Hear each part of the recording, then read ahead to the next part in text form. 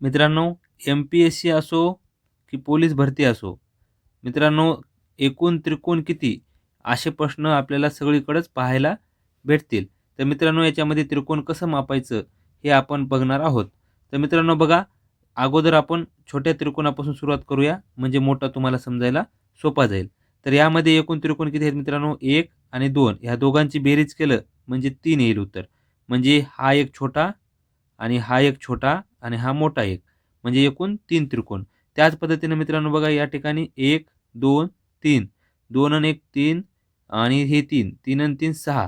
तर मित्रांनो यामध्ये 6 त्रिकोण आहेत.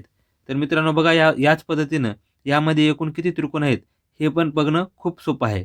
मित्रांनो बघा आपण पहिल्याच्या सारखीच नंबरिंग देऊन ठेवूया आपण 1, 2, 3, 4 आणि 5. अशाच पद्धतीने ह्या ठिकाणी पण त्याच पद्धतीनं हे आपला जो छोटा बघितला आपण त्या पद्धतीने ह्या ठिकाणी आहे. 1, 2, 3. त्याच पद्धतीने 1, 2, 3. तर मित्रांनो या सर्वांची बेरीज करायची. 2 आणि 1 3, 3 आणि 3 6, 6 आणि 4 10, 10 आणि 5 15. मित्रांनो याची बेरीज येईल 15. या तिघांची 6 येईल आणि यांची 6 येईल. तर मित्रांनो एकूण 15, 6, 6.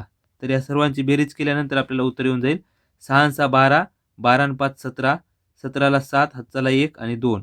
मित्रांनो यामध्ये एकूण 27 त्रिकोण आहेत. आवडला असेल तर लाईक करा आणि आपल्या चॅनलला सबस्क्राईब करा. जय महाराष्ट्र.